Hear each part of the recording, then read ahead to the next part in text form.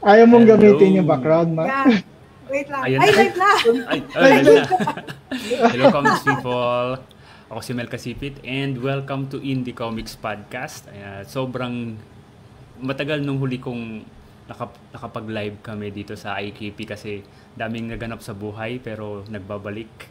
And kasama ko ngayon ang very special couple na sila Bambi and Sir Olan Amago ng Imagination Comics. Okay, meron kayong umaga, comics people. Hello, yes, hello. Meron kayong bagong ipopromote na comics, pag-uusapan natin yan. And it will be released sa Pick-Off, di ba? Sa Pick-Off 2025. Ayan. July 5 and 6 sa Mega Mall.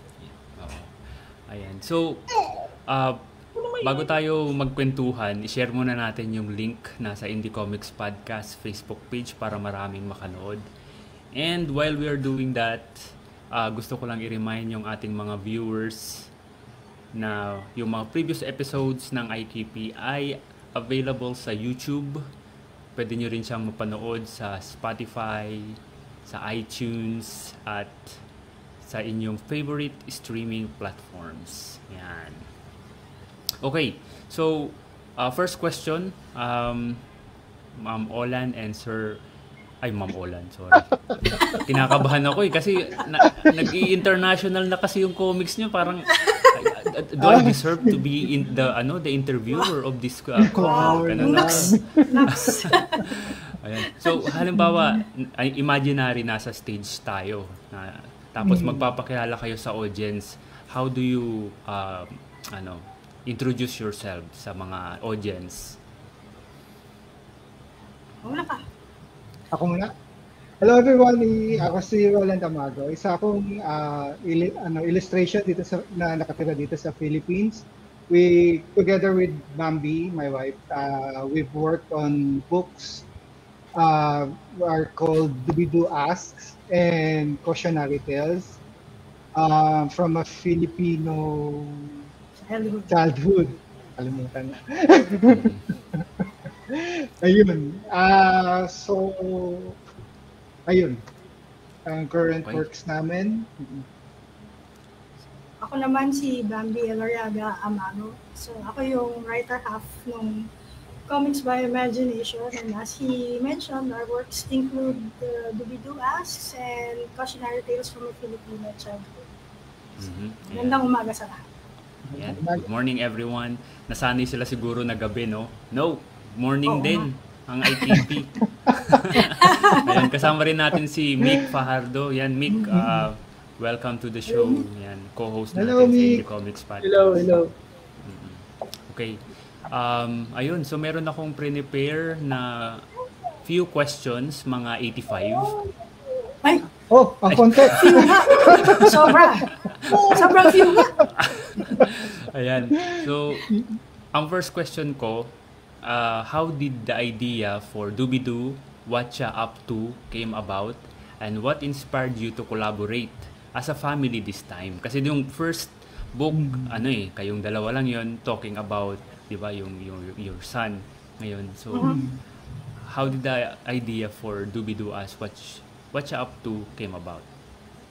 Kasi, ayun na, nung nag-pick up na yung popularity ng Dubidu Asks, napansin namin, ang daming humihingi ng sequel. Parang gusto nilang malaman. So, ano na nangyari? What is the next chapter? Ano nang ginagawa ni Dubidu? Sana merong mga next na ipapakita na yun nga, medyo matanda na siya, into his adulthood.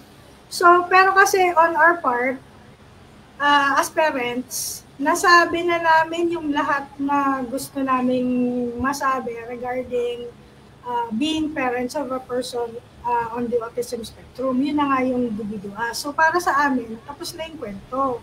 So, naisip namin na, yun nga, kung magkakaroon man ng sequel, mas maganda kung sa point of view na niya, ng person with autism, para masabi niya ng mas malinaw, mas masishare niya kung paano yung experiences niya, kung paano siya different from everybody else, at the same time, the same as everybody else. Kasi he's in the best position to explain ano yung experience niya as a person with autism. So, ayun nga, Now that our son is a little bit older, nasa teenage years na, and dahil sa mga support na natanggap niya, mas nakaka-communicate na siya better. Kasi before, medyo hirap siyang i-communicate yung mga emotions, experiences, thought processes.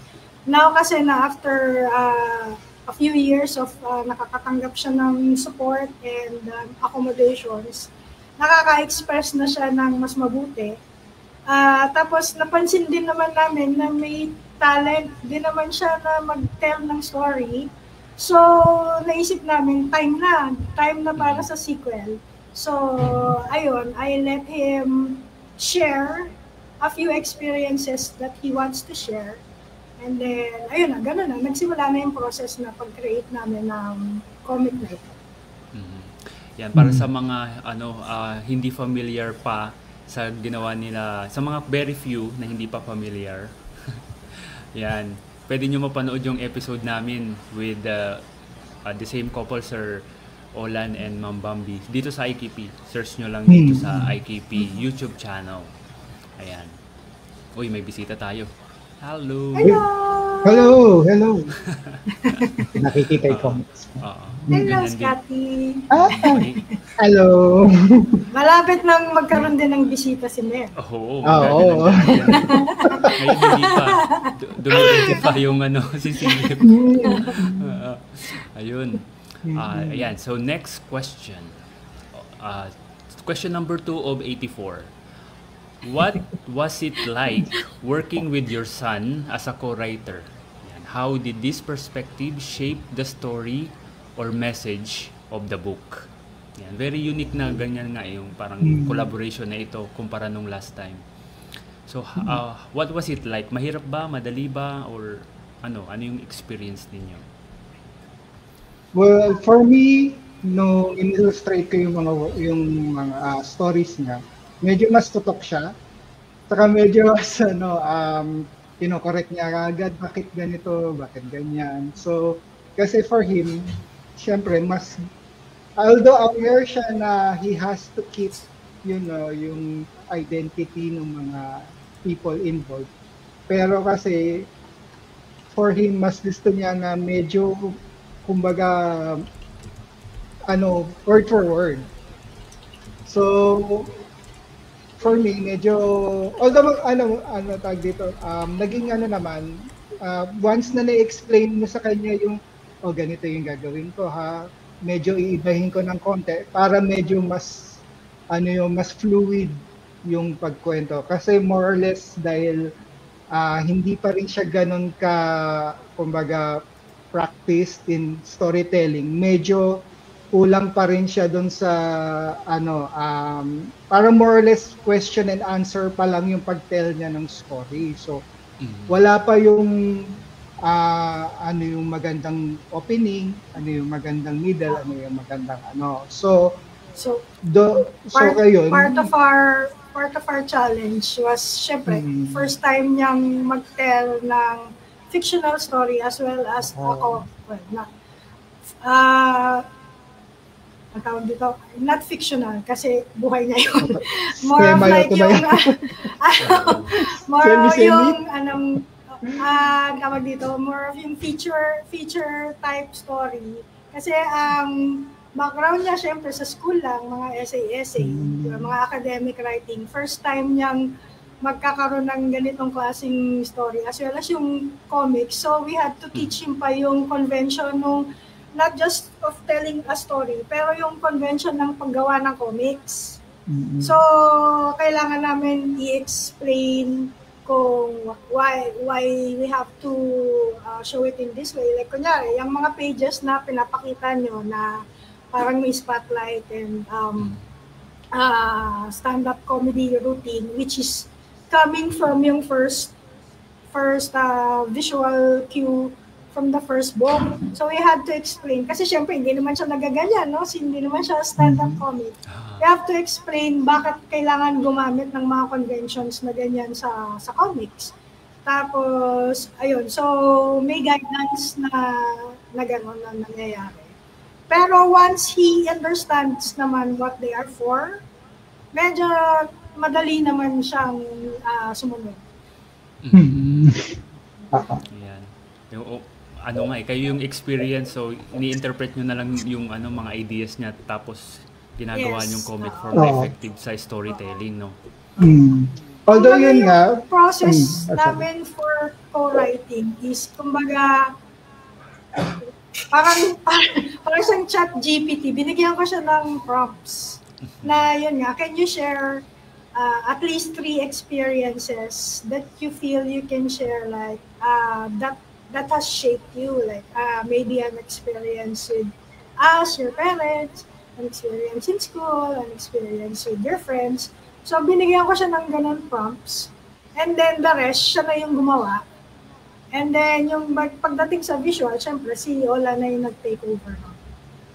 Pagdating sa visuals, o compared dun sa first yun dun sa Dubido As, medyo kasi yun mas madali for me kasi namin yun interpretation namin yun. So ito, I really needed to ask him, tama ba yung ganitong, before ko siya i-finalize, pinapakita ko sa kanya yung mga thumbnails, na-explain ko sa kanya, ganito yung nakikita ko dun sa kinikwento mo. So, tama ba to? Because I wanted kasi to be in his point of view. Siyempre, in-explain ko, kailangan lagyan natin ng konting visual, kasi comics medium pa rin naman siya kailangan pa rin yung capture pa rin yung audience pagdating dun sa visuals mo, no? Yun naman, okay naman siya. So basically yun lang yung medyo mas challenging yung visuals ngayon dahil nga at least kasi kapag nandun sa Dubido As, medyo aware na mas madaling mas madaling na articulate ni Bambi na ayoko yan, hindi ko gusto ito. Sa kanya kasi minsan you have to pag makikita mo sa expression niya, doon mo titignan kung aware siya o hindi, kasi minsan nahihiya siyang sabihin ayoko yan. Diba? Kasi nga dahil yun nga, daddy ako. So baka natakot sa akin. Pero anyway, ayun, ganun ang naging communication ko pagdating doon sa visuals. Okay, next question. May question si ako naman. Hindi, sige. Sorry, medyo maingay.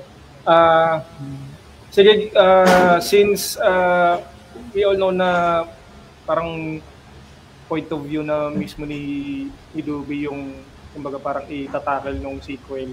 So, yung process nyo ba right now, yung mga na-discover ba kayong new insights or like parang new point of view na ngayon nyo lang talaga na nalaman din coming from straight from your side, na nagulat kayo na okay, may ganito pala siyang point of view na hindi namin alam before. And siguro may reaction. Siguro parang for me ang realization is parang sometimes there are certain situations na parang nag-overthink ako, na lalo na kapag yung kunyari tahimik lang siya, parang so tumatakbo yung utak mo na baka ganito kasi o baka ganyan. Kasi marami na din kasi akong nabasa at napanood tungkol sa autism condition. So, faced with certain situations, parang ang fallback ko is, baka ito na yung nabasa ko o ito na yung napanood ko. And then, pagkikwento niya, ay hindi pala. Mas simple pala kaysa dun sa mga iniisip ko. So parang yun nga, parang there's a tendency to overthink. So, parang, I guess, advice din yun for parents na mga nakikinig, na parang siguro ask mo if they are able to communicate better na, siguro ask them first, parang anong nangyayari, anong iniisip nila. Kasi minsan, it's far from what you're thinking. Ayun. Kaya very, very fortunate kami and thankful dun sa lahat ng mga naging teachers niya, naging friends niya, yung mga therapists niya, mas naging madali siyang mag-communicate. May ng mga feelings niya ngayon as compared dati, talagang lang niya, kumbaga, yun nga guys, sabi ni Bambi, palang ma-formulate tuloy sa'yo kung ano-anong theories kasi hindi siya masyado kapag-articulate. Dahil yun nga, some parts of this book explains yung mga yung naging relationships niya with the teachers, with the So yun, parang naging mas madali for us na namin yung, although syempre, anuin mo pa rin na, gagalit siya.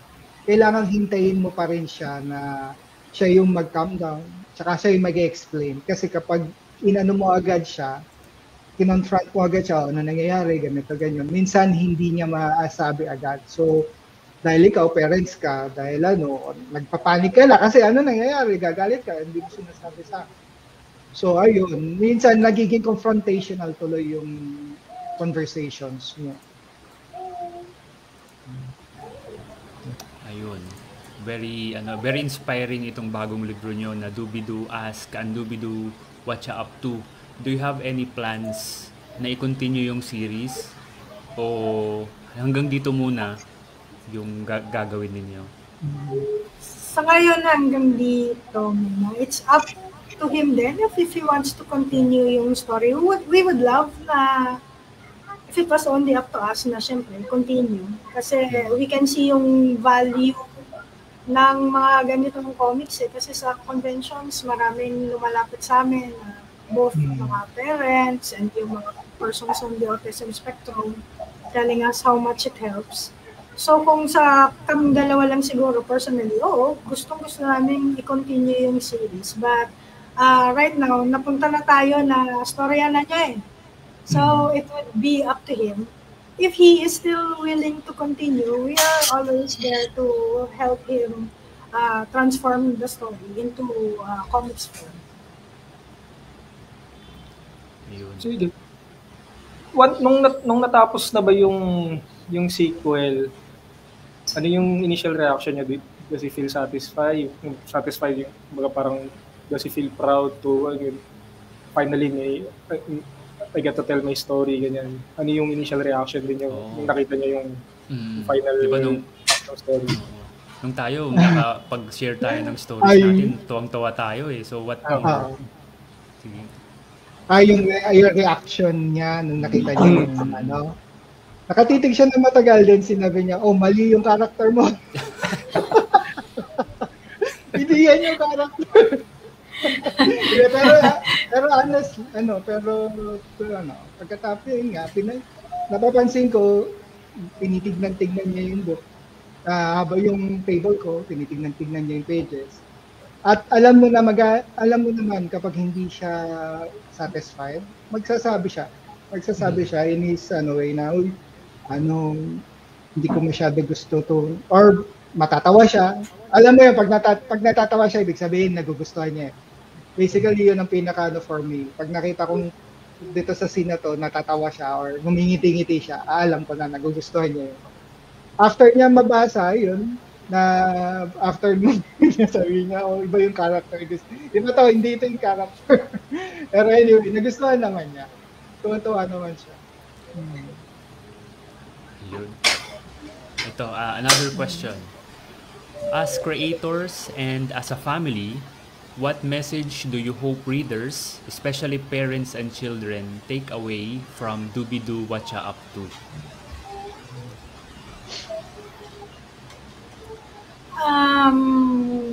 For me, I hope that people will see na while there are challenges, there are also wins.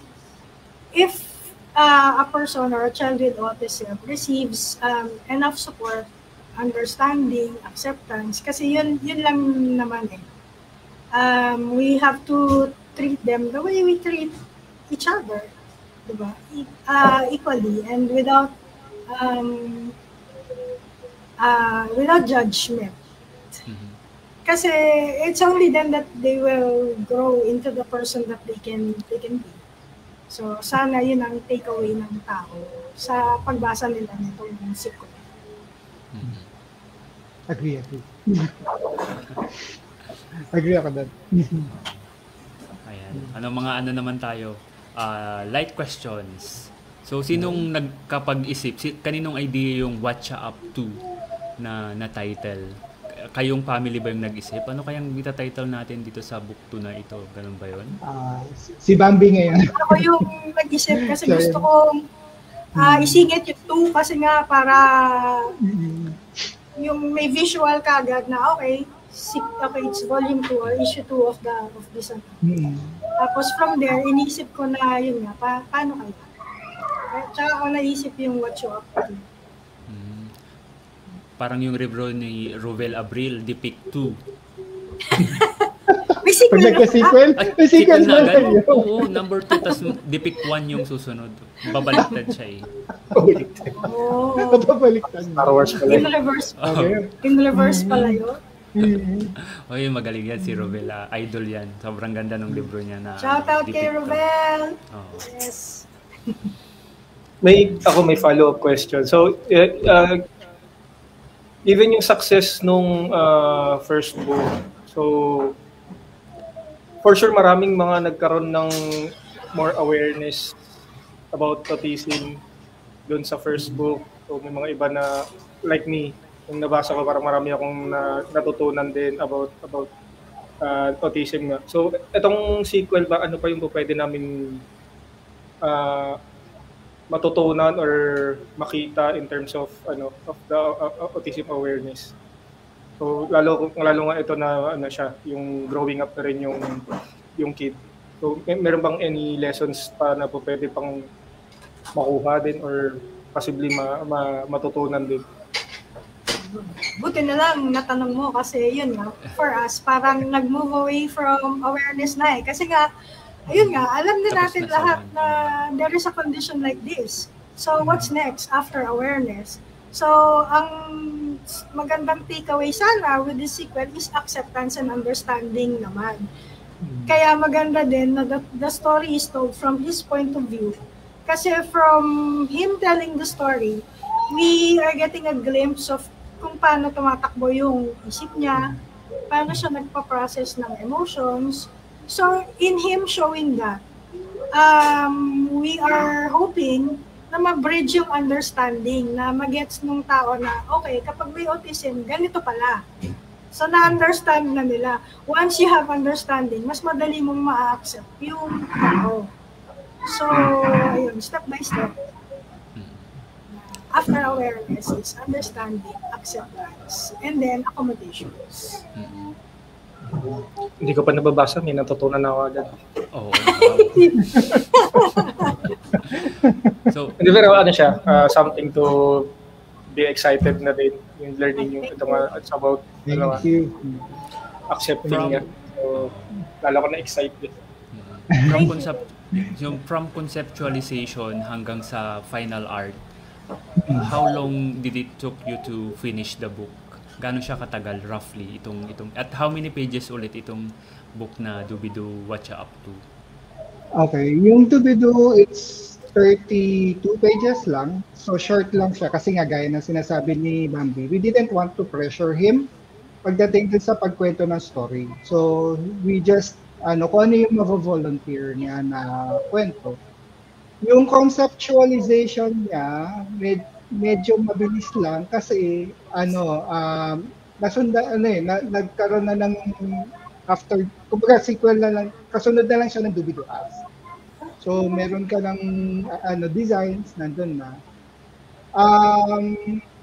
From yung process, yung yung production niya, more or less sabihin natin nasa a month ko nagawa. Ang pinakamatagal, ang ginawa ko kasi sa kanya is yung sketches, yung mga thumbnails na almost binuhos ko na. I-ink mo na lang ika nga. Kumbaga almost final na yung sketches. Na so far natuwa naman, wala naman masyadong pinabago. After nun, ayun nga, diretso na ng inks, yung colors medyo ginawa ko siya mas dahil Doobie-Doo, medyo ko dahil bata pa siya. So medyo binagay ko na medyo mukhang pambata yung yung colors, medyo simple. Eto medyo inanoan ko na, medyo dinetail ko ng konti to express na medyo there's growth. So took me around 2 weeks to finalize yung mga colors. 2 weeks. Bilis.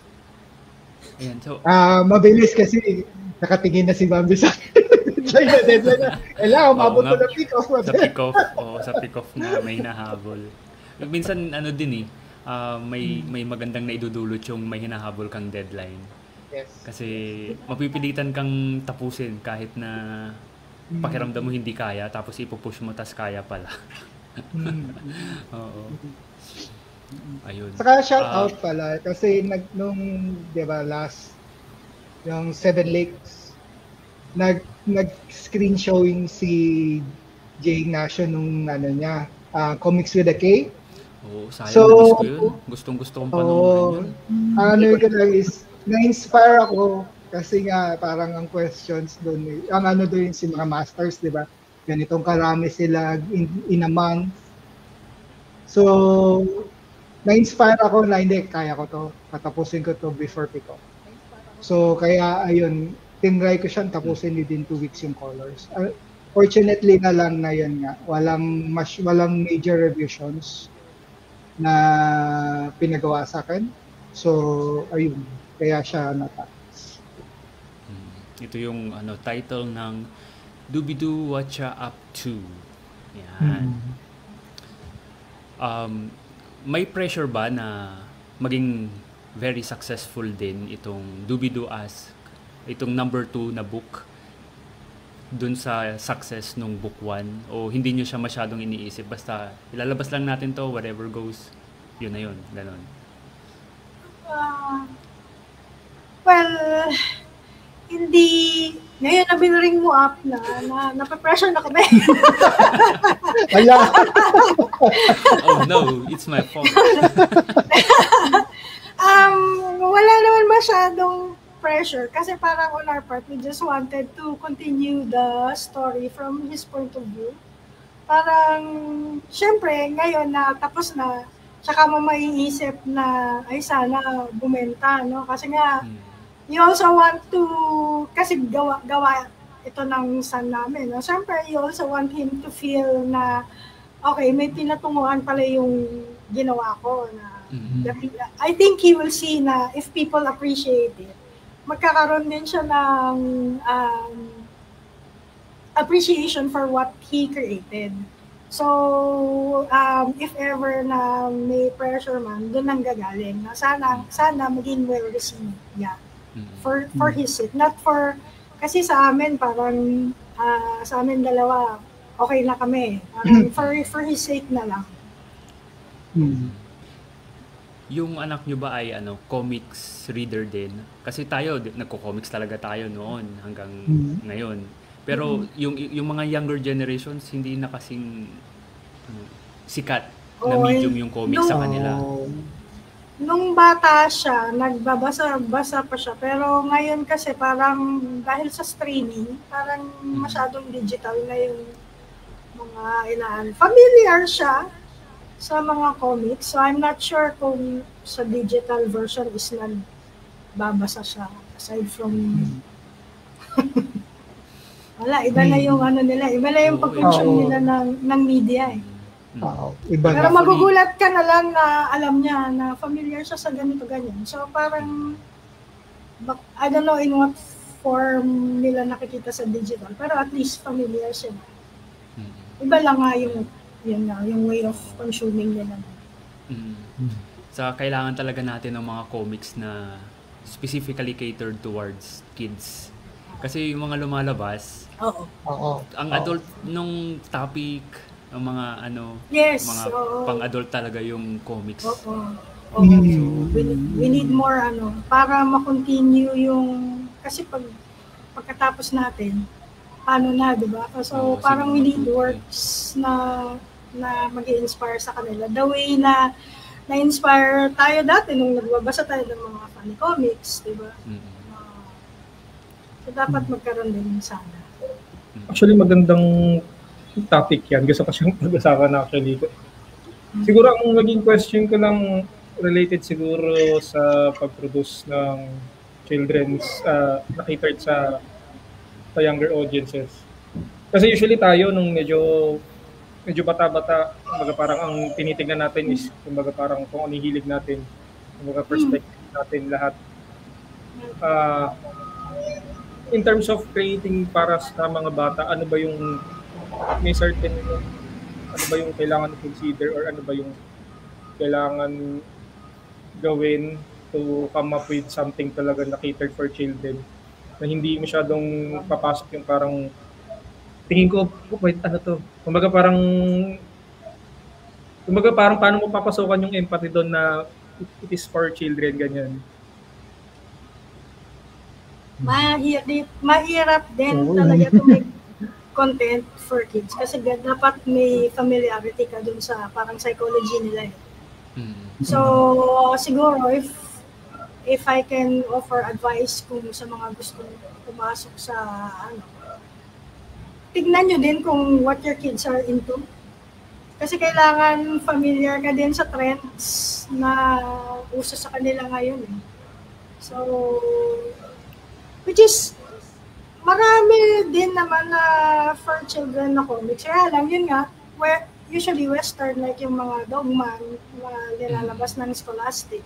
But at least that's a start. If you want to familiarize yourself, na ba't to pumatok sa bata? Diba? And then, it's a starting point. Just to know yung trends na kinaaliwan nila. Yeah. Speaking of trends, kasi actually meron parang isang concerning thing about trends, lalo sa bata ngayon. So, familiar kayo sa parang mga brain rot videos. Paano mo hindi ganun yung maging content. Kaya nga, sabi ko nga, parang makapag-produce ka na something, kung ano yung trending, kaya lang, minsan yun yung nagiging trend, yung kung ano pa yung nakaka. So, sana magkaroon din ng trend na hindi ganun yung ano, mag-uplift sana sa children, hindi makapahamak yung ano.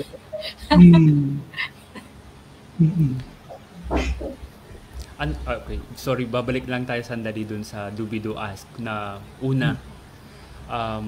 Bigyan nyo nga kami ng one story na hindi nyo makakalimutan na nakapagbasa ng libro. Tapos, yun, hindi nyo unforgettable experience na pwede nyo i-share sa amin. Interaction. From the readers, yes. Ako ang talagang number one na naaalala ko is, I forgot kung anong Comiket yun, pero ito sa Comiket. Tapos may lumapit na siguro in his 20s. Tapos ganyan siya, yung you're seeing the cover right now. May headphones. Tapos ayun. So una nagba-browse siya dun sa table namin. So hindi pa siya nakikipag-usap. So hindi ko din siya ini-interactan because I was letting him browse. Tapos yun na. So pagkatapos, nakikita ko talaga na nagsastruggle siyang makipag-usap. But he was trying his best. So parang may idea na ako na okay, so siguro on the spectrum din to. Tapos yun nga, makikita mo na nagsastruggle siya talaga kasi parang nanginginig na siya. So ganun ka-challenging for some of them to communicate talaga with another person na parang para sa atin, baliwala lang. Kahit hindi natin kakilala, parang easy lang makipag-usap. Pero sa kanila, doon mo makikita na struggle talaga sa kanila. Talagang nanginginig na siya.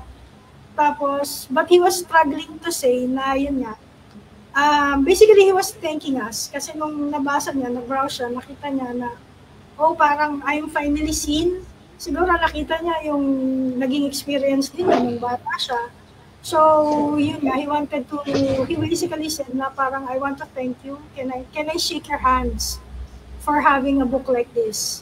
So, at the time kasi yung headphones din na suot niya, yun din yung headphones nung anak ko, kaya talagang nag-strike sa akin na pareho sila, alam ko yan, noise cancelling headphones yan. So parang to see na the book was able to help him overcome yung challenge kasi nakikita ko na talagang gusto niyang magsalita kahit na may difficulty. So parang, for me, parang yun na, parang, and until now, I get emotional kasi nakikita ko na na-overcome niya yung challenge na yun, na the book helped him communicate this to us. So Yeah. thank you din, shout out din sa committee at sa publisher namin for giving us a chance to put out a book like this and for having events na for us to meet yung mga people like him. Yung mga ganyang moments yung that what makes comics creation worth it. Yes. Worth it Yes. mag-share ng Oo. Basically, similar din yun sa akin. Ganun, yun din yung pinaka-memorable for me. Lalo na nung yun nga, sinabi, binulong sa akin ni Bambi na yun. Pareho sila ng headphones na gamit before. Tapos yun nga, nakita ko na umiiyak siya. So, medyo powerful for me din yung scene na yun. Nung nakilala namin yung person na yun at nung nakita ko si Bambi umiiyak, medyo powerful sa akin yung scene na yun. Nung pag-alis niya talagang umiyak dun sa table. Parang sa sobrang iyak ko talagang yung ibang tao were asking me if I was okay. Pero yun nga, parang tears of joy siya, hindi ako nalungkot para sa kanya. Actually, sobrang naging proud ako para dun sa tao na yun nga, na-overcome ako ng emotions. Talagang iyak ako ng iyak at the time. Ayun. Tingnan natin, yung Dubidu, what you up to? Baka may lumapit din na makarelate din. Tingnan natin in the future. Lumapit sa inyo yung anak nyo, ay nakarelate ako dun sa book. Ay, ako pala yung Ay, ako yan eh! Hindi maganda kahit hindi lang mismo yung mga nakarelate, even kahit yung malaring idea. So parang magkakaroon na ng awareness din talaga. Okay, ganito pala siya. Gusto din namin yun na meron actually may mga ganang klaseng encounters din na kunyari sabihin niya, uncle ako, tapos yung pamangkin ko actually naiinis ako dyan kasi tapos yung pala yun nga, parang sa ngayon, nagkaroon na ako ng understanding, ganun pala siya. Kaya pala siya ganun umarte. So parang, may mga ganun na lumalapit. Tapos minsan, kumbaga parang mga ganun siguro, hindi ko alam kung right term yung sabihin undiagnosed, pero kumbaga parang magkakaroon na rin sila ng may isipin na rin okay, baka we need to seek professional na rin, baka kasi ganito rin yung, parang nagmamatch yung mga symptoms din na ganyan, or yung parang same behavior din na parang na-discover din, parang naiisip din na baka we need to consider nga kesa, alam mo yun, kesa wag naman pansinin, di ba? Nagkakaroon din ng gano'n na parang nakikita ko yung sarili ko dito.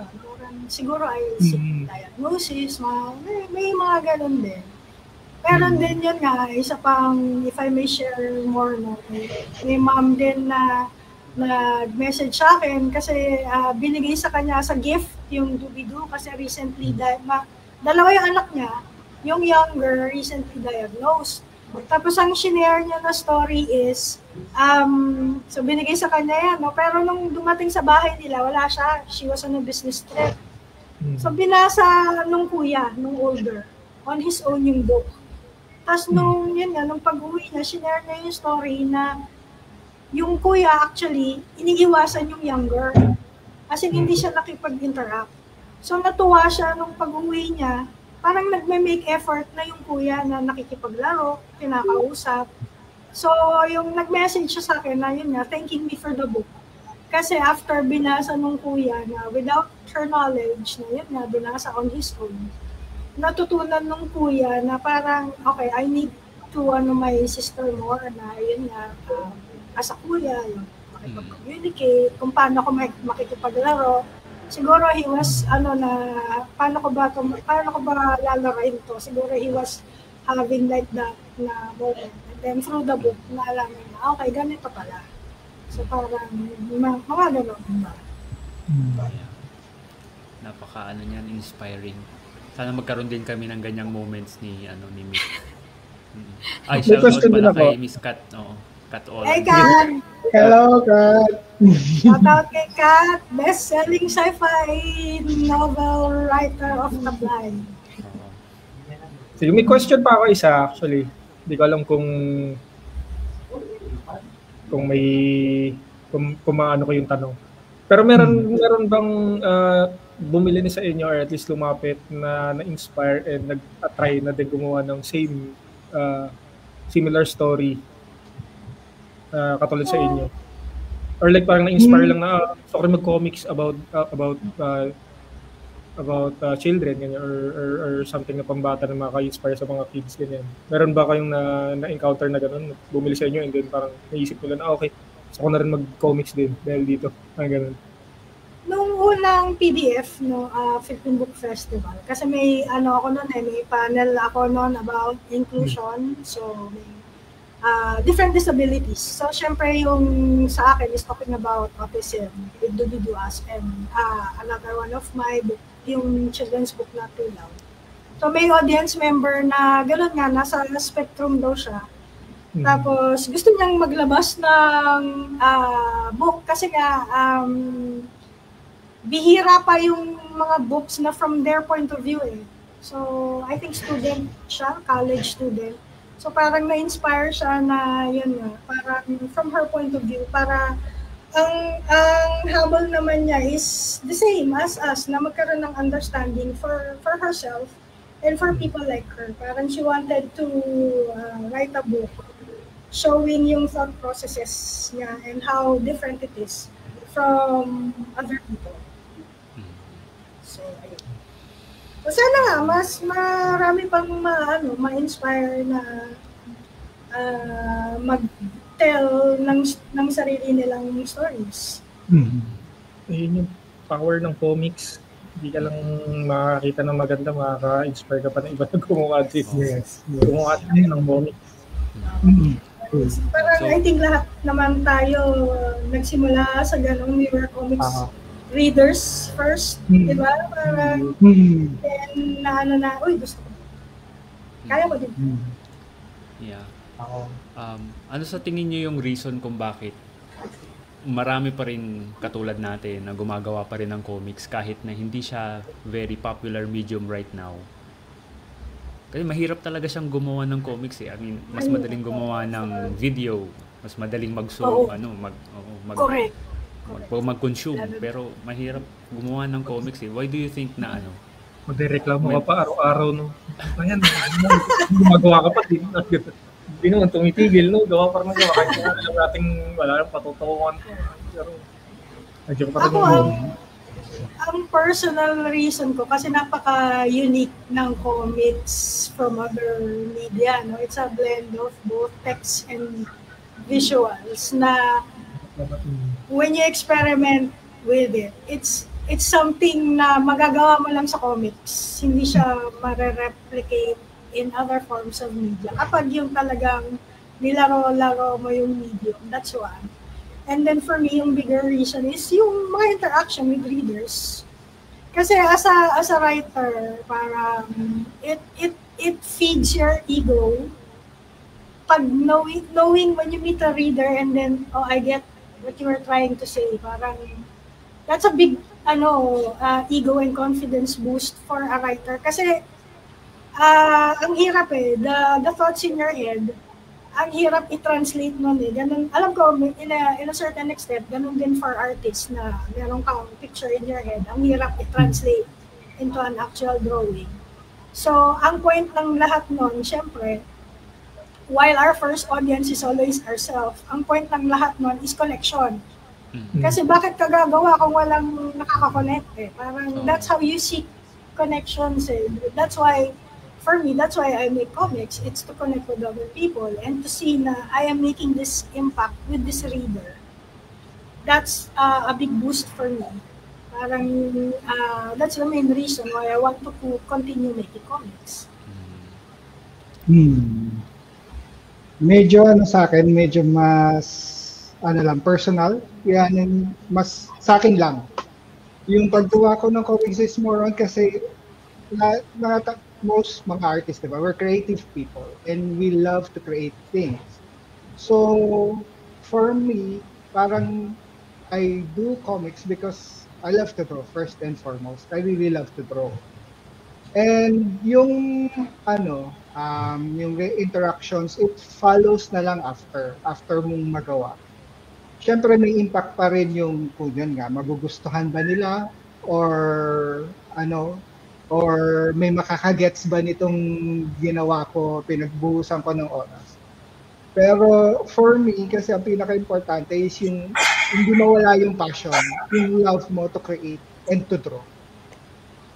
Para kasi tayo dito, yun nga, using comics din, kaya sinasabi ni Bambi, it's ngayon kasi madali nang gumawa nga ng video, no?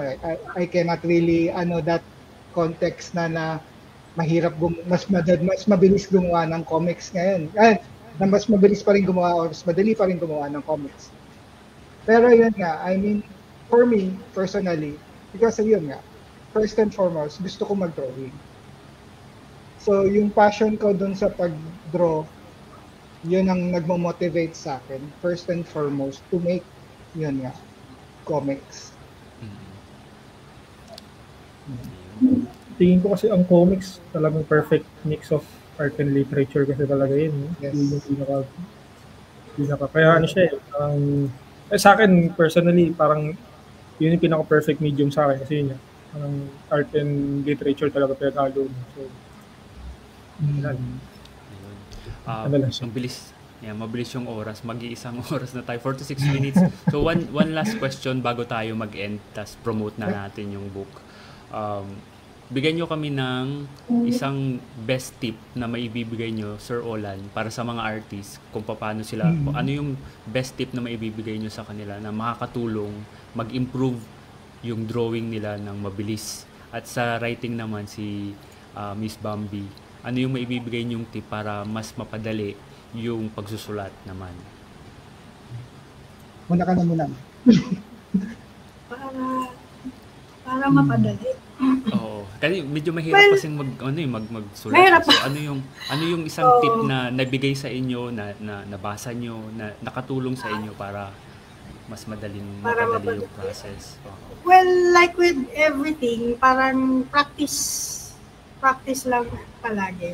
Set aside time na magsusulat ka. Not necessarily para pigayin yung mga ideas, pero just jot down kahit, syempre, if you have an idea, write it down. Pero jot down kahit kunyari, mga thoughts mo during the day or kung ano nangyari. Basta, for me kasi malaking bagay yung parang muscle memory I always start my stories writing them down, old school. Hindi yung type kagad. Sinusulat ko talaga siya pencil on paper. After that, I find kasi there's something about yung mechanical of writing na nagja-jump start sa ideas. So I start with the pen and paper. And then, pag fleshing out, tsaka ako nililipat na sa computer. So, set aside time to write. Kahit it doesn't matter na 3 hours, 4 hours. It doesn't matter how long. Just kahit a few minutes lang. Just make sure na a part of your day goes into writing whatever. At the same time, kung talagang walang lumalabas, wag ipilit. Just take time to, like the kids say nowadays, touch grass.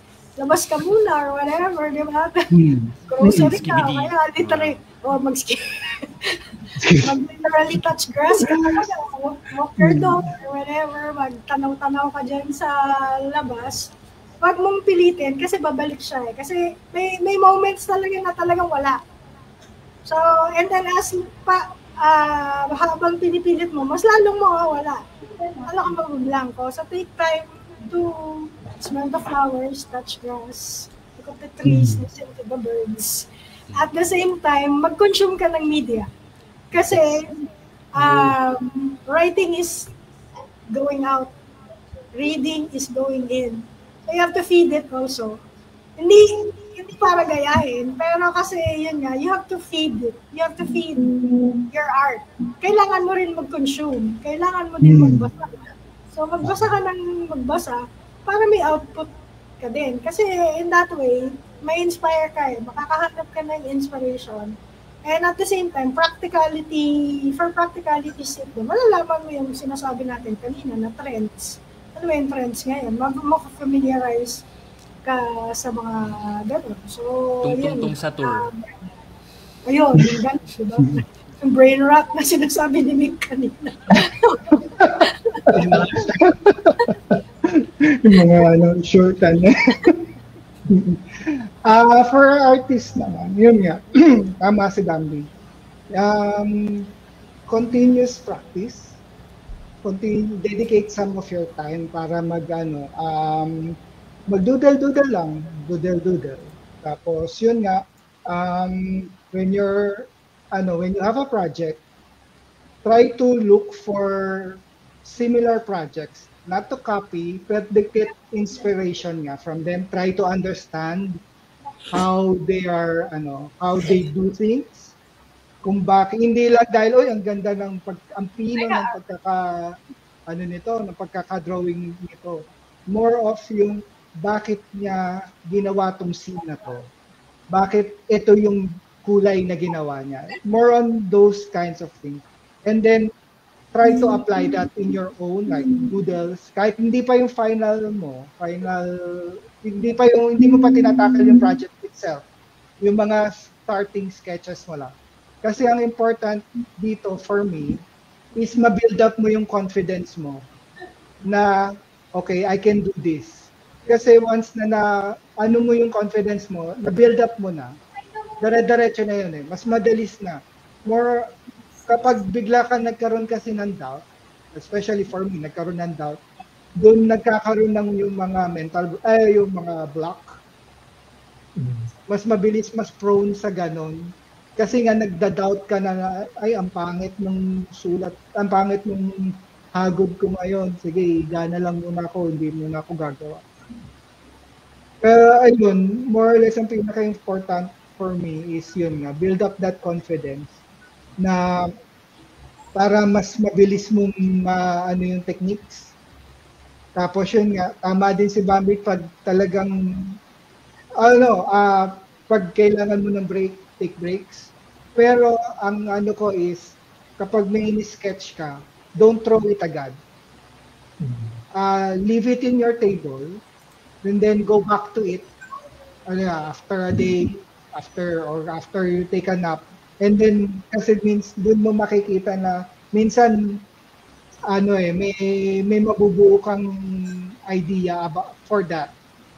Which is, yun nga, di ba? Most of us, ang ginagawa natin, ang pangit nung drawing ng kamay nito, itatapon ko na kagad.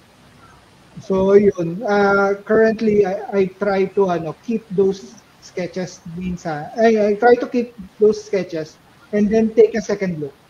Minsan, it works. Magkakaroon ka bigla ng idea after a fresh after a fresh perspective.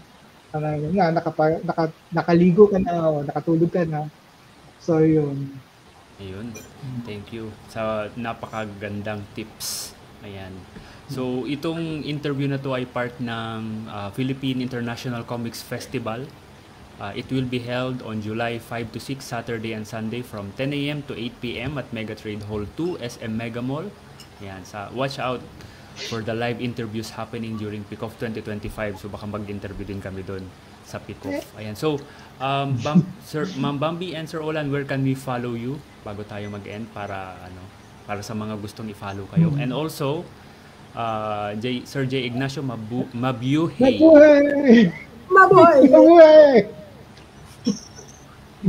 Yes, you can follow us in our social media, Comics by Imagination, both on Facebook and Instagram. And then, ayun nga, we will have a book launch. Gaya ng nasabi ni Mel kanina sa PICOF July 5 and 6 sa Megatrade Hall 2 ng Mega Mall sa Philippine International Comics Festival. I think yung stage time ng book launch namin is on a Saturday. So please, antabayanan nyo na lang yung PICOF and Comiket pages for yung specific na schedule pag-announce nila and for more updates. So maraming salamat. Thank you. Yun. Thank you everyone. Thank you sa mga nanood and see you sa next episode ng Indie Comics Podcast. Bye-bye. Bye-bye.